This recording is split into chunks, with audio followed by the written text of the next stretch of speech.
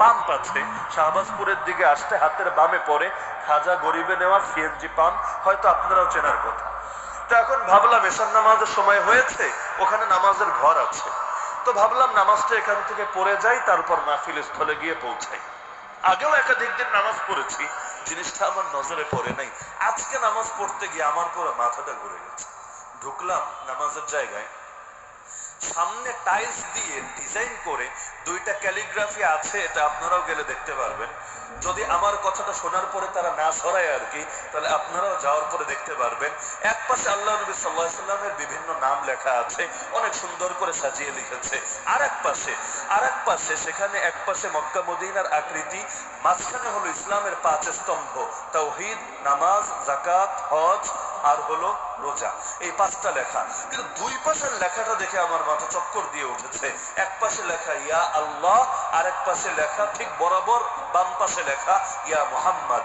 এটা দেখে আমার কষ্ট লেগেছে যে ইয়া মুহাম্মদ, এভাবে নবীকে ডাকা এটা কোন ক্যাটাগরির আদবের মধ্যে? আল্লাহ নবীর জামানে মুশরিকরাও নবীরে, যারা ভদ্র মুশরিক, বুঝমান মুশরিক, তারাও এভাবে ইয়া মুহাম্মদ বলে ডাকতো না। ইয়া আবাল কাসিম, হে কাসিমের আব্বা।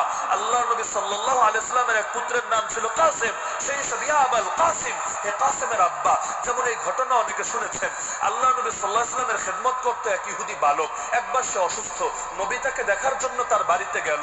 যাওয়ার পর নবী দেখলেন সে একেবারে মুমূর্ষু অবস্থায় উপনীত, কিছুক্ষণ পরই হয়তো মারা যাবে।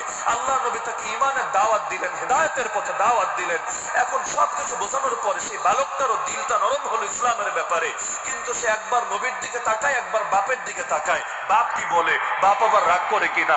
তখন সেই বাবা, যে ছিল ইহুদি, মুসলমান না, সেও বাচ্চাটাকে বলল, আতিয়া আবাল কাসিম, তুমি আবুল কাসিম, অর্থাৎ কাসেমের আব্বা মুহাম্মদুর রাসূলুল্লাহ সাল্লাল্লাহু আলাইহি ওয়াসাল্লামের উপনাম ছিল এটা, তুমি আবুল কাসিমের কথা শোনো, তার কথা মানো, তার আনুগত্য করো। তাহলে আমি অবাক হলাম যে একজন ইহুদি